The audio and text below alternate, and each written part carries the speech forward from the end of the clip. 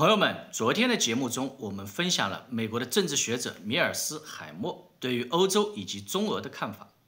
有朋友跟队长说，讨厌米尔斯这个坏老头，怎么不多分享一下另外一个萨克斯教授呢？因为萨克斯教授比较的客观中立，他的思想中有意的摒弃了意识形态的影响。OK， 那么这一期咱们就来分享一下萨克斯教授的相关言论，作为一个对比。其实这些教授学者的言论包括队长做节目本身，更多的呢都是一种分享，而非说教。所以相关观点自然会有同意和不同意的。而正是因为意见的多样性，才让人和人之间沟通交流更加的精彩。所以以一个包容轻松的心态来看待即可。那么提到米尔斯这个老头，他的核心思想是美国一定要明确自己最大的敌人是中国，而不是俄国。所以作为美国最大的盟友欧洲，必须要和美国统一战线。咱们国内互联网公司喜欢用 OKR 进行目标管理，每次开季度的 OKR 会议的时候，就会强调所有人都要和你的上级领导对齐目标。那么同样的道理，米尔斯的意思就是欧洲一定要和你的领导美国对齐目标，那就是以中国为第一。俄罗斯的力量并不可怕，所以不要夸大俄罗斯对你们的威胁来绑架美国，使得美国模糊焦点，让中国趁机做大做强。而萨克斯教授呢，更加的温和，给我的感觉他是一个发展共赢的眼光来看待今天发生的一切，包括政治、经济、军事。而他的观点也更加符合中国人看待整个世界的方式方法。大家呢，如果有关注这两个人的话，应该会知道米尔斯曾经说过，中国人和我是同类，我们的想法是一样的。中国人现在要把美国努力的赶出亚洲，像美国统治西半球一样来统治整个亚洲。他这么说实在是混淆视听，中国人可不愿意与之为伍。首先我们是否真的像他说的那样想要称霸亚洲呢？我觉得普遍来说，一般中国人并不是这么想，并不是说中国要称霸或者不称霸，而是说我们现阶段的目标并没有到那么远。我们只想生活得更好，国家富裕强盛，人民的生活有尊严有保障。至于更远一点，国家在整个世界上应该达到什么样的成绩，应该进行怎样的世界管理，那么至少要等到台湾统一才有资格谈论这些吧。我们更加倾向于萨克斯教授的看法，那就是以发展共荣为基础，大家寻找一个可以普遍接受的合作方法，减少冲突和摩擦。人类文明发展了几千年，更高级的文明理应就应该更加和谐所以为什么习总说的人类文明共同体得到了如此广泛的全球呼应？原因就在于此。随着人类科技的不断发展，毁灭整个人类可以说是越来越容易，门槛也越来越低。如果在毁灭手段不断发展的同时人们互相克制战争的冲动，却依旧和几千年前的原始人类没有任何区别，那这就注定着未来人类一定会被毁灭掉。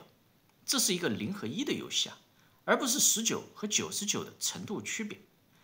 100个危险的关头，哪怕我们完美处理了99个，只要有一次引爆了全球的大冲突，那么很有可能整个世界整个人类就会彻底完蛋。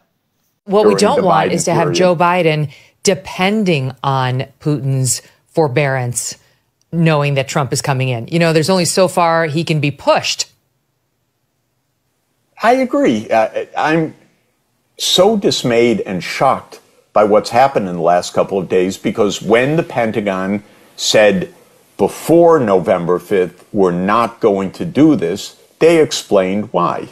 This is dangerous, it's provocative, it will not change the course of the conventional war, but it could lead to nuclear escalation. They explained all of it.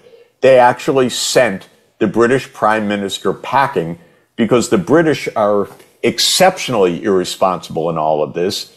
As a 19th century imperial power, they have their delusions of grandeur still, and they want the United States to do the dirty work. So Starmer came over to the White House, you'll recall, and tried to talk Biden into this, and the Pentagon said, no, this makes no sense.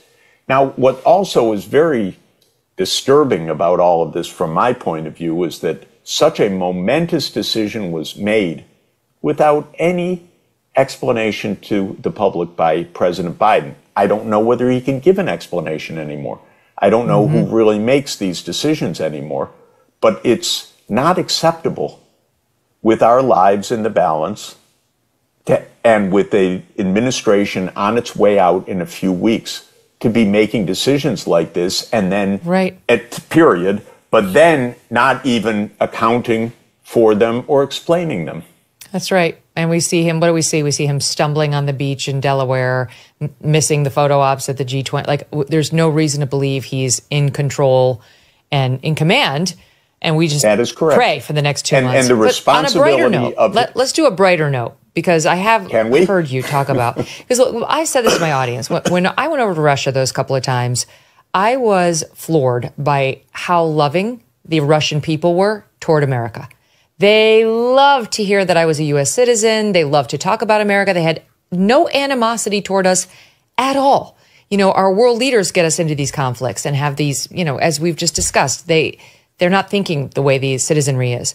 But what could the relationship look like in the next phase? You know, once Trump gets in there and JD is in there too in his ear, what could things look like after we wrap this thing up, which I do think it will be wrapped up pretty quickly? Let me just tell you that in December 1991, I was in the Kremlin because I was an advisor to President Boris Yeltsin on his economic crisis that they were facing. And I sat in the room in the Kremlin, and Boris Yeltsin came from the far side of a very, very big room out into the room from a back door in the background, walked up to the table and said, gentlemen, shots for everyone. I was chairing a delegation, and he said, gentlemen, I would like to tell you the Soviet Union is over. He said, I've just been meeting with the heads of the Soviet military, pointed to the door in the back, and said they have agreed to the end of the Soviet Union. And then he went on to talk about how Russia would be a normal country, friendly with the United States, friendly with Europe, a normal market economy, a normal democratic country, how it wanted normalcy and good relations. And I spoke then and said, Mr. President, I am sure that this is how the United States sees it too. I am sure the United States is going to give you a hand in this deep economic crisis that the Soviet Union fell into to help you find your way out of this in a perfectly fine manner. Well, I was wrong. The United States neocons did not want peace. They wanted dominance. They wanted what is called hegemony. They wanted to be able to move NATO where they want. They wanted to be able to put American missiles where they want. They wanted to leave whatever treaties they wanted. They behaved very, very badly. Could we have normal cooperative relations with Russia? Of course we could. That's what they wanted. I saw it with my own eyes. I heard it with my own ears. I was there. I saw it with President Kuchma of Ukraine. I was an advisor to the Ukrainian government also. We had the chance, really, for peace. But the neocons didn't want peace. They wanted hegemony. They wanted U.S. dominance. It was arrogance. And they played things so badly for so many years, for more than 30 years now, to get us to this absolutely parlous state that was unimaginable in 1991. Unimaginable that we'd be talking about whether there would be a nuclear war between the two countries. So could Trump and Vance pull this back to normalcy? Of course they could. And by the way, I have to say the same with China, because everyone says, oh, China, we have to hate China. China's our biggest threat. We have to be nice to Russia so we can hate China. This too is completely mistaken. We don't need to hate either of these countries. They both want peace and cooperation and economic development. That's what they want. Russia is a more persuasive case to me. China, there's just been too much negative news about what they're doing. You know, I mean, just recently, the police station, the secret police in New York, are threatening Chinese speakers there. I mean, the buying of the land. We're sending billions of dollars of armaments to Taiwan that we, in our diplomacy, recognize as part of China. And if China starts sending billions of dollars of armaments to one of the U.S. states, you'll know that we have a problem. I have been going to China. I agree with you. Now, having looked into the Taiwan situation, the smartest people I've talked to say we should not get involved in that. Absolutely. But that's Taiwan's already issue. part of China, and we shouldn't get involved over there. And no one wants to see American boots on the ground in Taiwan, and we should stop being so provocative with respect to Taiwan. Bravo. That's the main point of irritants with China. The other point of irritants is the South China Sea, because we have a doctrine that we have choke points on China's sea lanes. If we would just calm down, we would find that there are plenty of grounds for cooperation.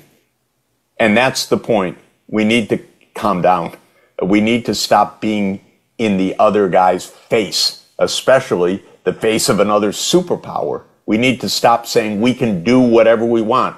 We can send our armaments to Taiwan. We can strike with our missiles inside Russia. We have to get over that mentality, and then we're going to find that there's actually the basis for cooperation.